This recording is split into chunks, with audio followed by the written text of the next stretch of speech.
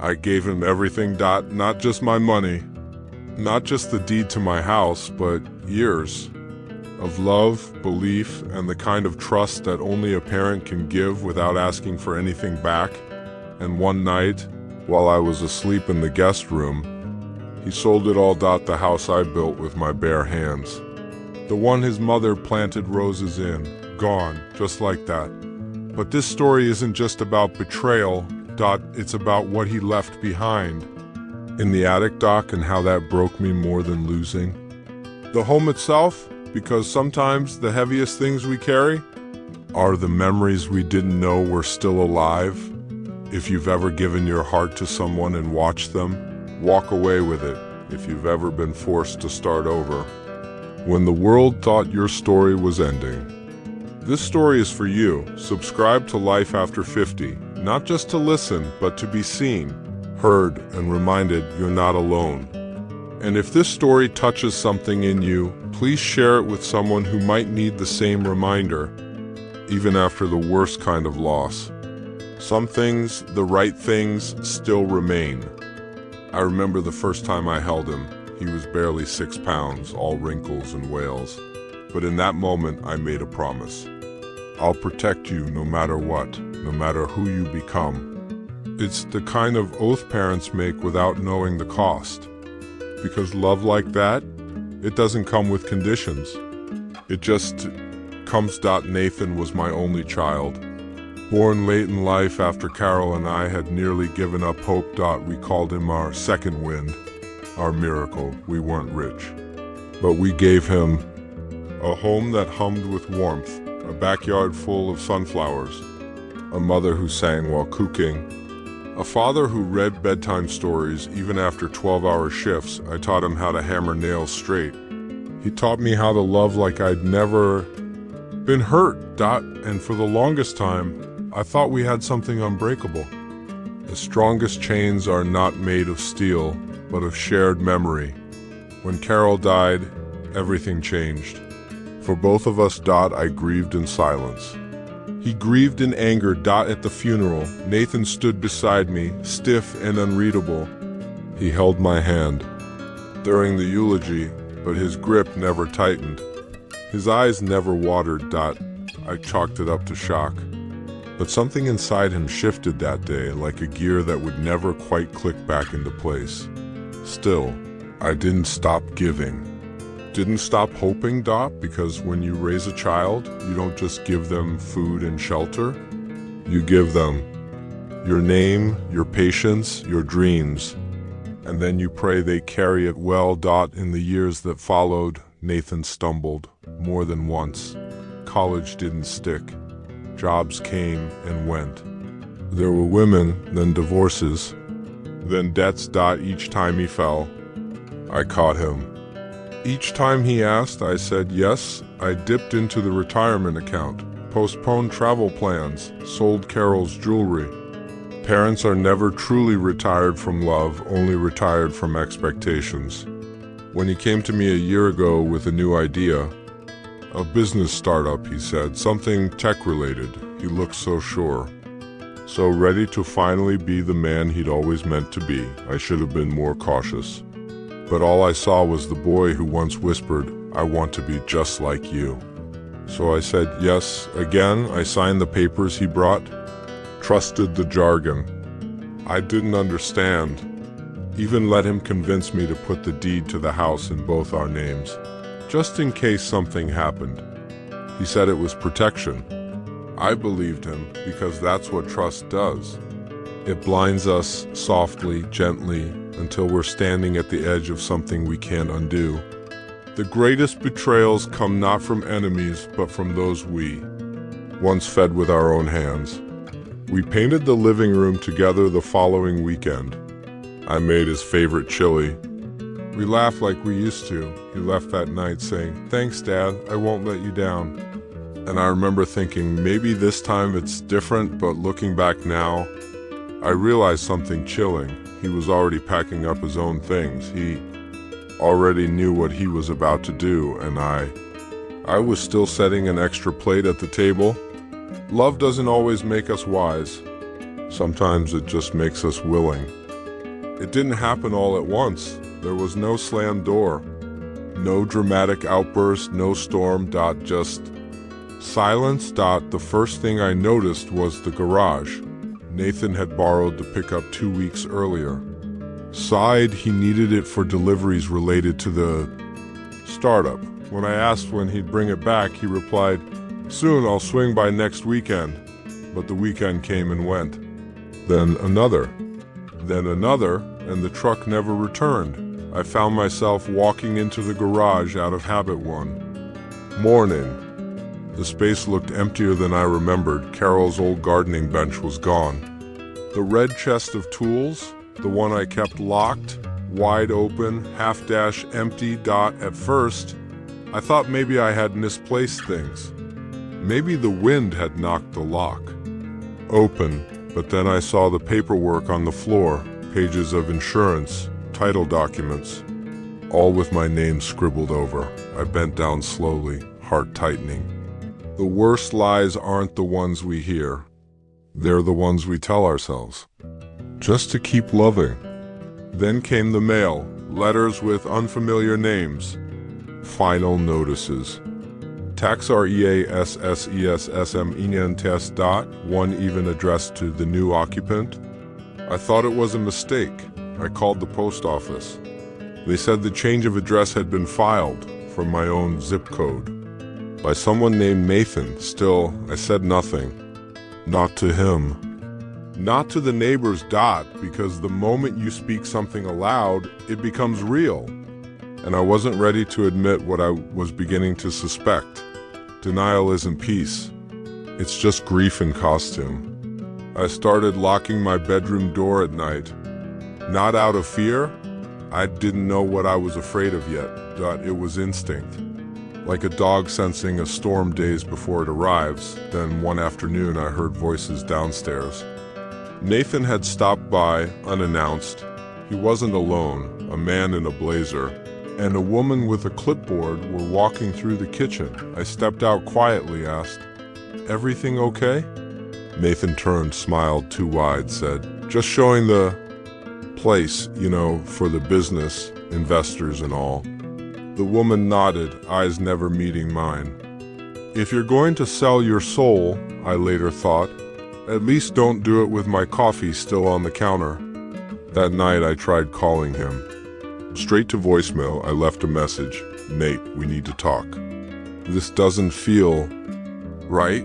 He didn't call back. I stayed awake until 3 a.m., then again the next night. Then again. Each day the house felt less like mine. A drawer would be emptied, a shelf rearranged, Carol's wind chime missing from the porch. Even the walls felt quieter, like they knew something was leaving. I found a copy of a document on the kitchen counter one morning. A draft, real estate terms, buyer's name blurred out, under co-signatures.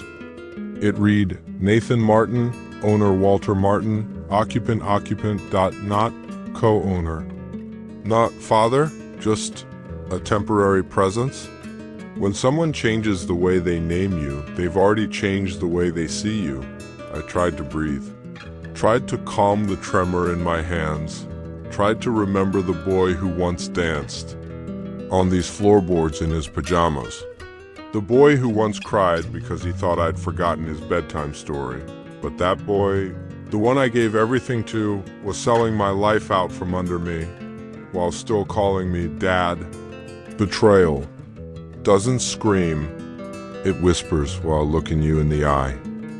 It was a Thursday, the kind of evening where the sky turns gray early and the wind carries a warning. I made tea, old habit. Even after Carol passed, I still warmed the cup first. She used to say it made the flavor linger longer. I sat at the kitchen table, sipped in silence, and stared at nothing in particular. The house felt empty, more than usual, like it was holding its breath, like it already knew what IDN single quotes. Around 9:42 p.m. I heard the knock. Not loud, not rushed, but sharp, deliberate. I opened the door. 3 men stood outside. 2 wore suits.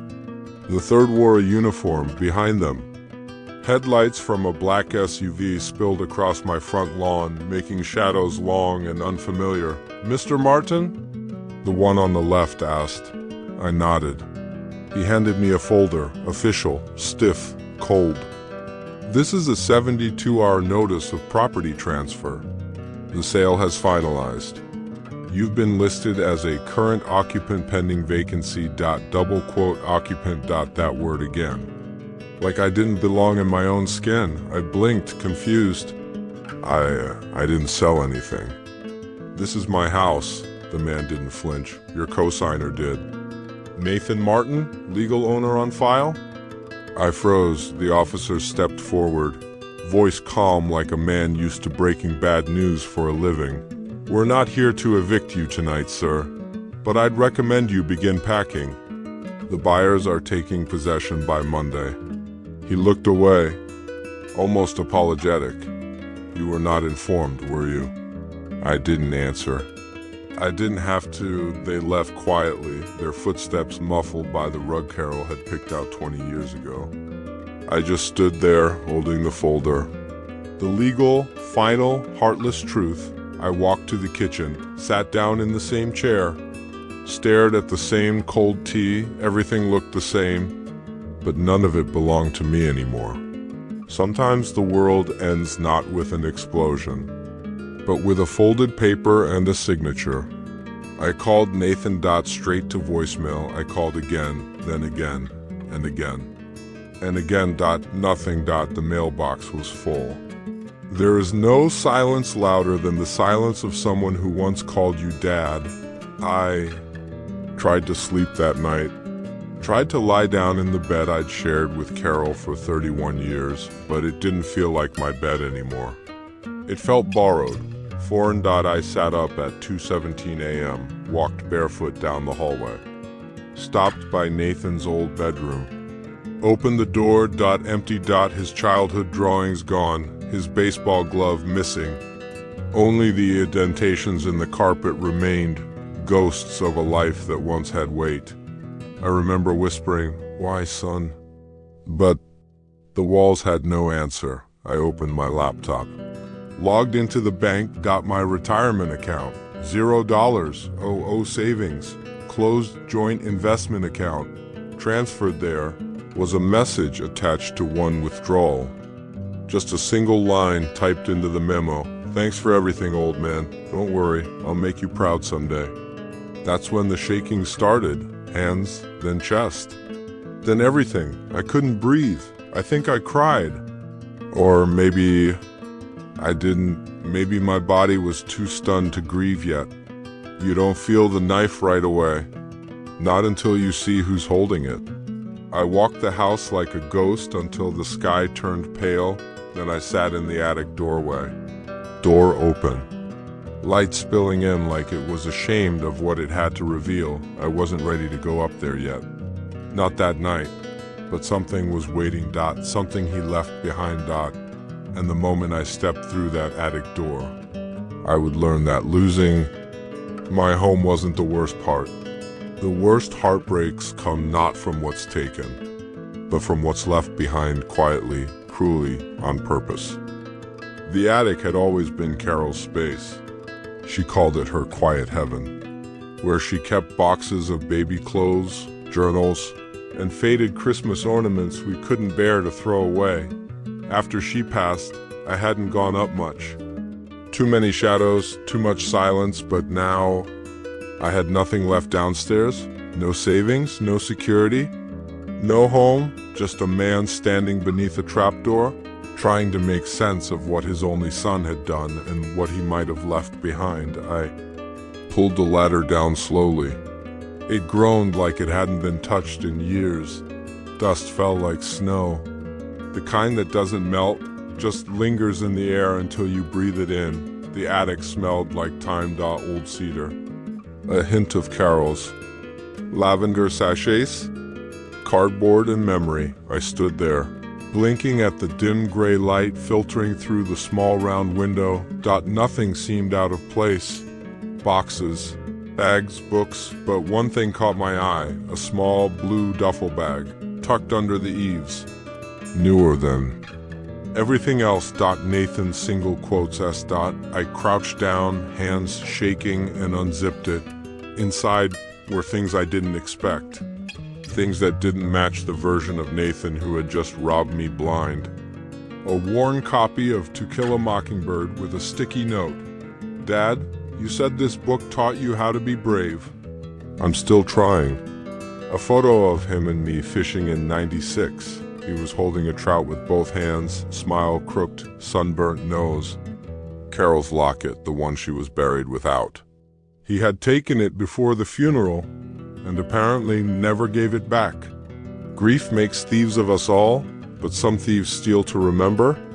At the very bottom, a letter unsealed, unsent, written in Nathan's sharp, slanted handwriting. Dad, I know by the time you find this, you won't want to hear from me, and maybe that's fair.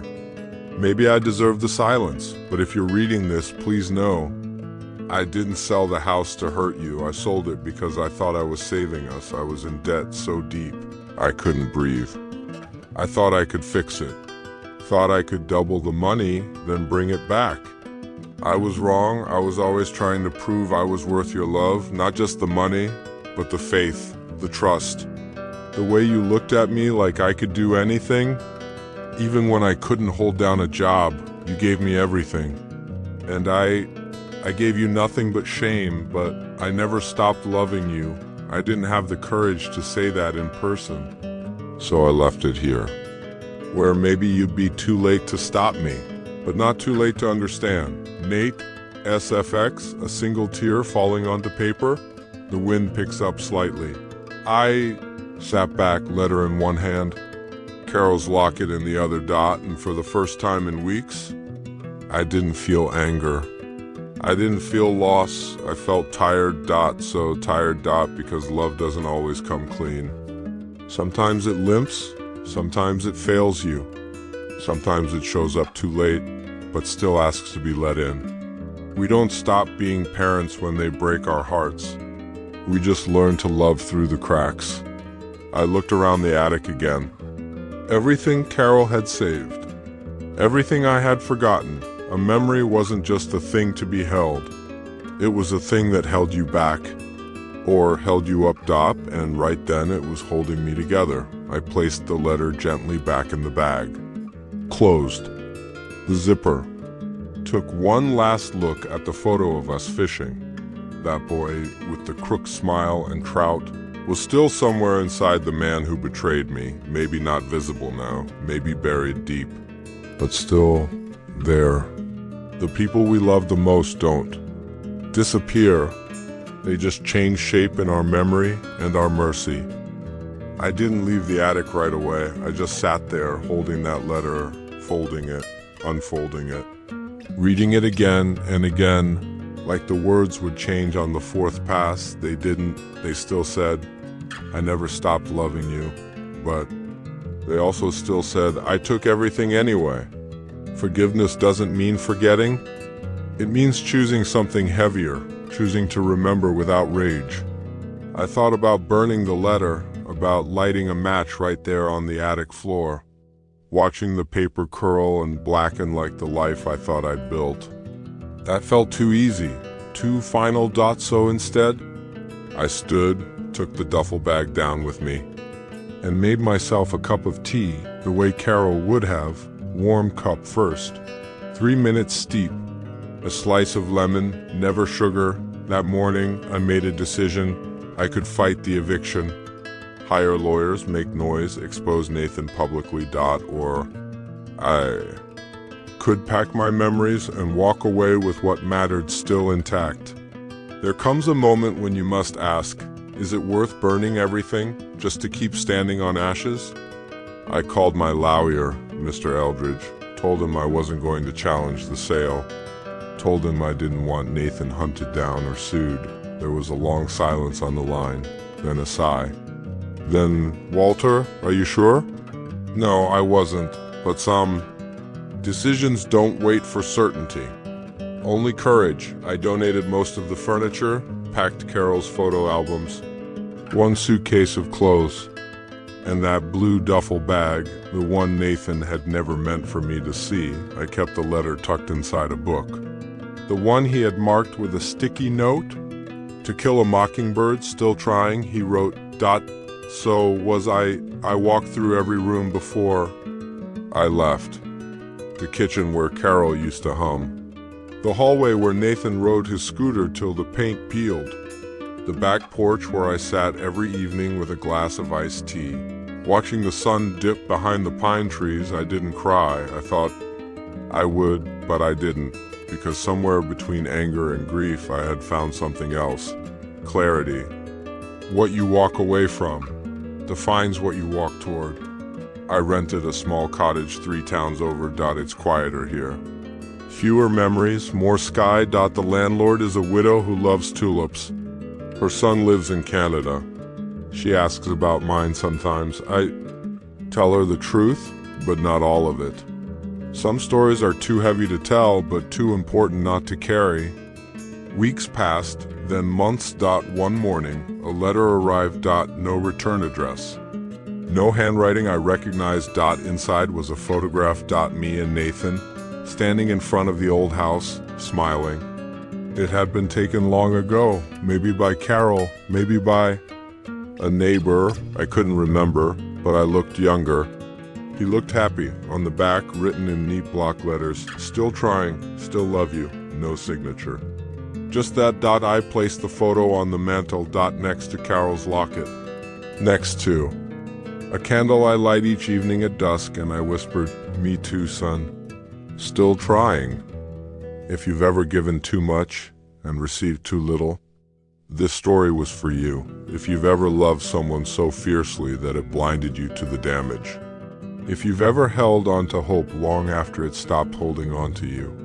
You're not alone. Walter's story may be unique in its details, but the emotions, the heartbreak, the silence, the need to forgive, those are things so many of us carry, and sometimes we carry them in silence in still rooms, in quiet cups of tea, in boxes we never open. But here on Life After 50, you don't have to carry them alone.